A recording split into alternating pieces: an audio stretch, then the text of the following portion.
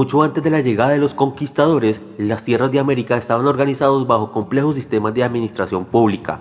Cada civilización gobernaba con sus propias leyes y jerarquías, manteniendo todo el equilibrio, o al menos eso intentaban.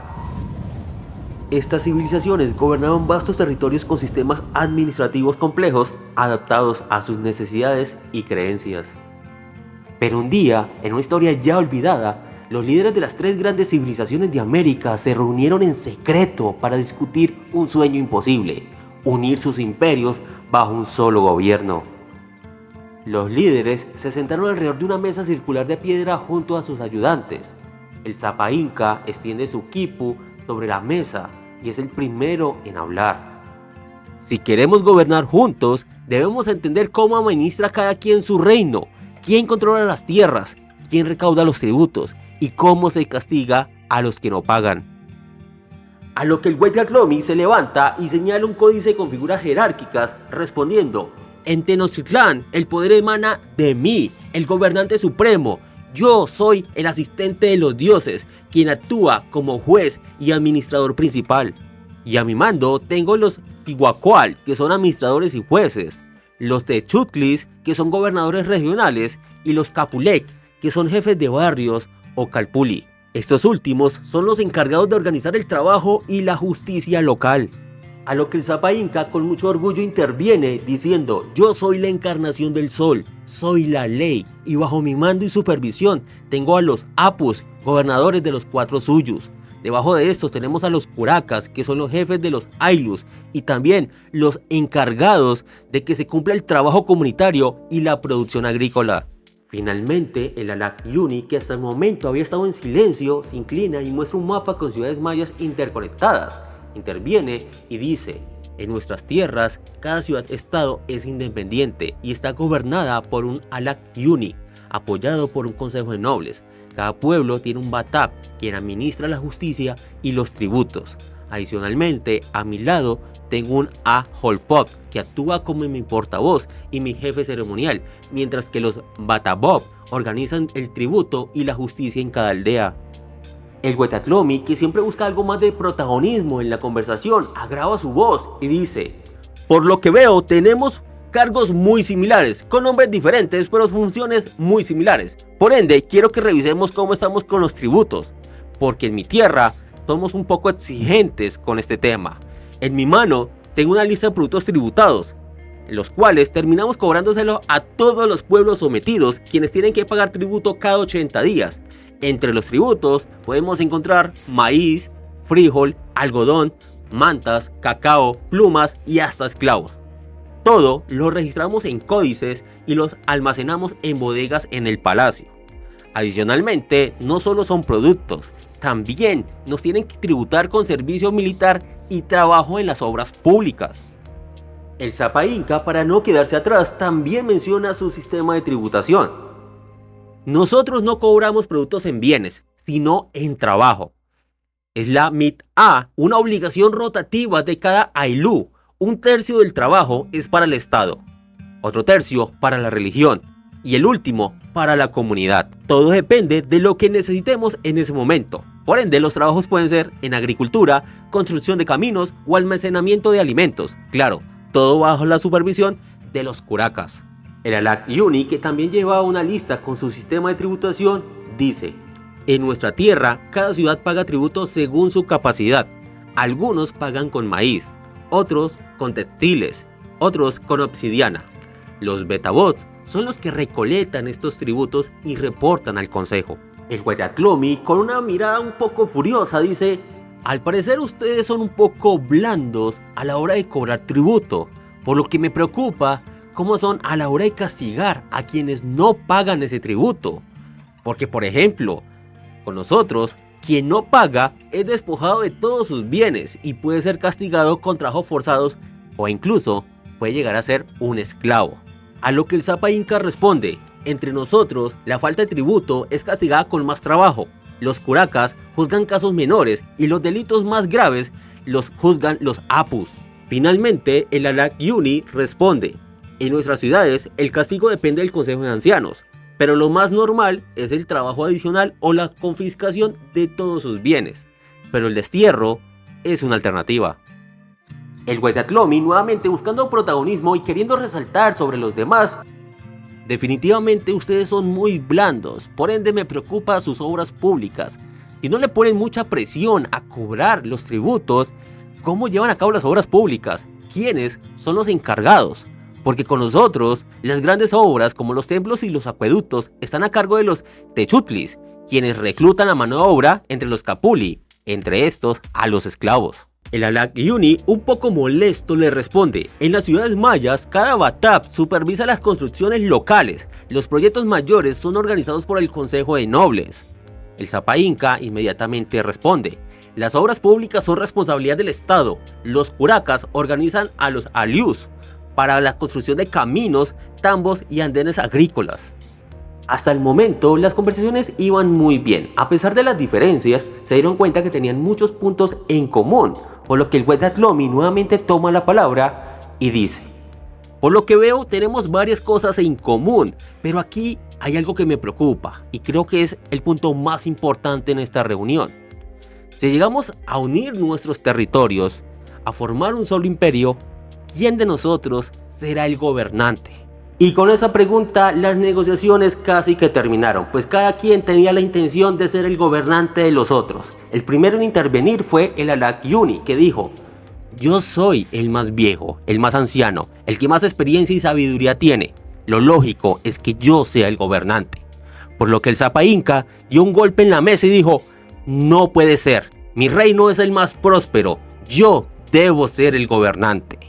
Al fondo, una risa burlona proveniente del Waitatlomi, que dice: yo soy el que tiene el mayor poder militar, mi ejército es el más grande y el más feroz. Lo lógico es que yo sea el gobernante. Los tres se miraron y se dieron cuenta que no había futuro para esta conversación. Ninguno sería sometido ante el otro. Por ende, decidieron darse la espalda y cada uno tomar para su propio territorio. En el horizonte, la sombra de 3 carabelas españolas auguraban un nuevo cambio en la administración pública del continente, pues los españoles no solo traían armas y religión, sino también todo un nuevo sistema administrativo, el cual era el colonial. Cuando las tropas españolas desembarcaron en las costas de América, les resultó muy fácil conquistar todos aquellos reinos fragmentados de América. Y tras cada pueblo conquistado, siempre un oficial español se dirigía a todos sus habitantes, diciendo: en nombre de su majestad el rey, cada territorio será gobernado por un cabildo, bajo la supervisión de un corregidor. Y es que al igual como había sido antes de la llegada de los españoles, la administración colonial se basó en una estructura jerárquica, en donde el rey era el poder supremo, seguido por el Consejo de Indias, organismo encargado de la administración y la legislación en América. Debajo de este estaba el rey, el cual era el representante del rey en cada virreinato. Abajo de este teníamos la audiencia, el cual era el tribunal que administraba la justicia y asesoraba al virrey. Después encontrábamos a los corregidores, los cuales eran las autoridades locales en las provincias, y finalmente estaban los cabildos, que eran los gobiernos municipales encargados de la administración local. Es por eso que los corregidores constantemente le recordaban a los indígenas que el tributo era obligatorio, esto para todos los indígenas, y entre los tributos tenían que entregar maíz, cacao, tejidos, entre otras cosas, y especialmente trabajo forzado. Y aunque este sistema era muy similar al Mit-a Inca, la diferencia radicaba es que antes trabajaban para la comunidad, ahora trabajaban para un rey al cual no conocían. Adicionalmente, trabajaban sin recibir una retribución justa, y quienes se negaban a pagar tributo terminaban encadenados, pagando multas, siendo golpeados y llevados incluso hasta la muerte. En cuanto a las obras públicas como caminos, puentes e iglesias, eran responsabilidad de los cabildos, que organizaban la mano de obra indígena y esclava mediante el sistema de repartimiento, siendo los cabildos conformados por los alcaldes y los regidores, quienes se encargaban de la administración local, la justicia menor, la recaudación de impuestos y la organización de festividades religiosas. Y aunque los líderes indígenas varias veces intentaron resistirse y oponerse al yugo español, la verdad, durante muchos siglos no pudieron hacer nada y terminaron viviendo bajo el dominio colonial. por lo que las antiguas estructuras indígenas pudieron sobrevivir solo en la clandestinidad, manteniendo sus tradiciones y organizaciones comunitarias en secreto. Mientras que los españoles, gracias al nepotismo, los sobornos y otros actos de corrupción que permitían su sistema de virreinato, se hacían cada vez más ricos y poderosos. Esto provocaba que los indígenas cada vez miraran con más resentimiento a los corregidores españoles cuando contaban sus monedas en las oficinas coloniales. Pero tras siglos de explotación, el sistema colonial mostraba sus grietas. Altos impuestos, discriminación y trabajo forzado alimentaban el descontento. Pero un día, en una taberna en una ciudad colonial, varios criollos, mestizos e indígenas discutían en voz baja mientras un sacerdote leía un documento con un mapa de los virreinatos. Uno de estos criollos dice: los españoles nos ven solo como súbditos, pero nosotros también tenemos derecho a gobernar. El otro le responde: el rey ha caído en España. Creo que es nuestra oportunidad de sublevarnos. En ese momento, algo se escucha. Pum, pum, pum. Un cartel era clavado en una pared que anunciaba una nueva reforma fiscal, la cual era la reforma Barbónicas, que aumentaban los impuestos y redujeron el poder de los cabildos criollos, avivando el resentimiento en contra de la corona. Por lo que los criollos, en busca de saciar su hambre de poder, decidieron desafiar la autoridad y el poder de la corona. Por lo que en una reunión secreta en un cabildo, los criollos se preguntaron: si los españoles nos gobiernan a través de los cabildos, ¿por qué nosotros no gobernamos diciendo que lo hacemos por el pueblo? Así que los criollos, haciendo uso de discursos que sonaban mucho más bonitos de lo que eran, terminaron usando a indígenas, campesinos y afros como carne de cañón con tal de conseguir este poder. Se realizaron múltiples revueltas a través de todo el continente, por lo que en 1808 los criollos, usando su clara ventaja numérica frente a los españoles y usando también la invasión napoleónica a España para formar sus propios gobiernos locales comandados y dirigidos solo por ellos. Pero a la final, la administración pública independentista resultó solo ser una copia de la colonial, solo que esta vez no respondían al rey, sino a los criollos. Y criollos como Simón Bolívar llevaron a cabo auténticas masacres con tal de conservar su poder, ordenando fusilamientos o atacando a ciudades civiles simplemente porque se oponían a sus deseos personales. Luego de alcanzar la independencia, vinieron las discusiones de la nueva forma de gobierno. Algunos buscaban una república, otros querían continuar con una especie de monarquía. Luego fueron las discusiones entre centralistas y federalistas. Finalmente, campesinos, criollos y afros se dieron cuenta que lo único que lograron fue pasar de manos de un rey y sus virreyes a manos de los criollos. Así que la nueva estructura de gobierno de la República de la Gran Colombia estaba estructurada así. El presidente era Simón Bolívar, el vicepresidente era Francisco de Paula Santander, el Congreso Nacional, los departamentos estaban gobernados por intendentes designados por el presidente, las provincias eran administradas por los gobernadores y los municipios dirigidos por los alcaldes y cabildos. El poder se centralizaba desde Bogotá según el modelo basado en la Constitución de Cúcuta de 1821, que estableció un gobierno fuerte con un presidente y un congreso, mientras que los intendentes supervisaban el comercio, la recaudación de impuestos y la seguridad. Sin embargo, debido a la distancia y a la falta de infraestructura, hacía difícil su control. En 1831, la Gran Colombia se dividió en tres países. Una era la Nueva Granada, lo que hoy conocemos como Colombia, la otra era Ecuador y el último Venezuela. Pero lo mismo que había logrado la división de la Gran Colombia estaba causando problemas en la Nueva Granada, pues los federalistas estaban pidiendo mayor autonomía para sus regiones y que no todo terminara siendo decidido desde Bogotá. Por lo que en 1863 se forma un gobierno federal en donde estaba estructurado con el presidente de la república, el cual tenía un poder muy limitado, y los estados eran soberanos con sus propias leyes, ejército y constituciones. Los municipios lograron mayor autonomía en su administración local. Pero el federalismo tenía sus propios inconvenientes, pues las leyes variaban entre estados, la recaudación de impuestos era ineficiente y había conflictos entre gobiernos locales y el poder nacional. En una ocasión hubo un fuerte enfrentamiento entre un presidente estatal y un representante del gobierno nacional, pues el presidente alegaba que la gente en su territorio pagaba impuestos a Bogotá pero no recibía nada a cambio, y el representante nacional le respondía que era la ley la que exigía que los estados tenían que contribuir al presupuesto nacional, por lo que todo este conflicto entre los centralistas y los federalistas se fue sumando hasta provocar la Guerra de los 1000 días. Pero los centralistas terminaron ganando y en 1886 se promulga una nueva constitución y se crea la República de Colombia, formándose así una nueva estructura de gobierno y de la administración pública presidido por un presidente elegido por voto popular, los departamentos dirigidos por gobernadores que eran designados por el presidente y los municipios eran elegidos por sus habitantes pero bajo el control de los gobernadores, llegando así al poder concentrarse en el presidente, quien podía intervenir en los departamentos,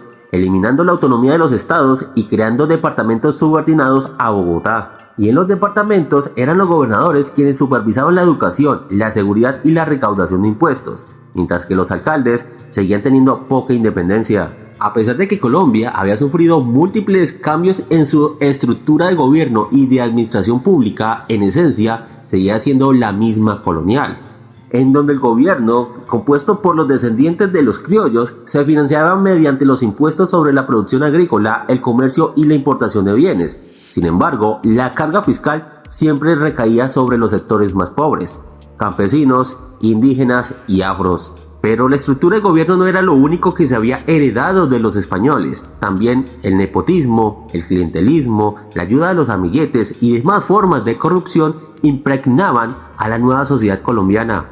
En 1903, tras la pérdida del Canal de Panamá, Colombia comenzó a realizar nuevos cambios en la estructura de la administración pública, creando nuevos ministerios como el Ministerio de Obras Públicas, Hacienda, Educación y Agricultura. Por lo que para 1936 la estructura de gobierno seguía estando presidida por el gobierno, quien tenía todo el poder centralizado, pero estaban los ministerios de Agricultura, Obras Públicas, Hacienda, Trabajo, Educación y Defensa. Las gobernaciones departamentales seguían siendo supervisadas por Bogotá y las alcaldías municipales tenían mayor autonomía para proyectos locales. En 1958 se crea el Frente Nacional para ponerle fin a la violencia entre conservadores y liberales tras muchos años de guerra y conflicto interno entre ellos. Para 1960 se comienzan a crear institutos como el Instituto de Bienestar Familiar y los Institutos de Seguros Sociales. Para 1991 se crea una nueva constitución que hace una modificación al Estado, ampliando los derechos y descentralizando un poco el poder. Y aunque el presidente seguía siendo el jefe de Estado y gobierno, ahora tenía que lidiar con el Congreso bicameral, el cual estaba conformado por el Senado y la Cámara de Representantes. Las gobernaciones departamentales ahora tenían gobernadores elegidos por voto popular y las alcaldías tenían mayor autonomía para los proyectos locales. También se fortalece el sistema electoral, creando organismos como la Registraduría y el Consejo Nacional Electoral. Y con el pasar del tiempo y de los gobiernos, se crearon programas sociales como el CISBEN, Familias en Acción y Colombia Mayor, siendo uno de los mayores avances en la administración pública y en el sistema de salud colombiano la creación de la Ley 100 de 1993, que crea el Sistema General de Seguridad Social, logrando que la cobertura en salud pasara de menos del 30% en 1993 a más del 97% en la actualidad, permitiendo que no solo los trabajadores formales tengan acceso a la salud, sino también sus familiares. Y para las personas que no tienen ni trabajo formal ni un familiar en trabajo formal, tienen ahora el ingreso al régimen subsidiado, al igual que lograr una mejora en el sistema de pensiones de Colombia.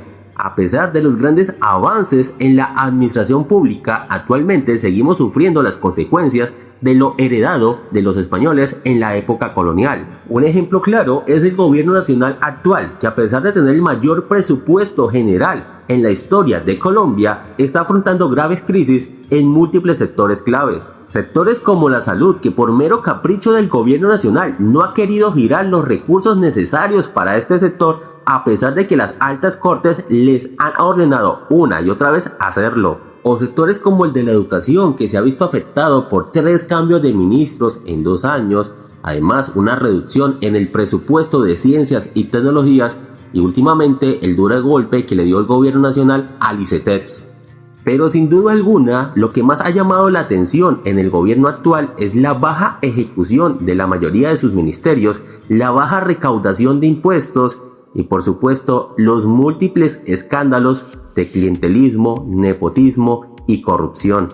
Y esto dado la total falta de tecnicismo por parte del gobierno nacional a la hora de llevar a cabo la administración pública y porque siempre priman los intereses personales y políticos del dirigente.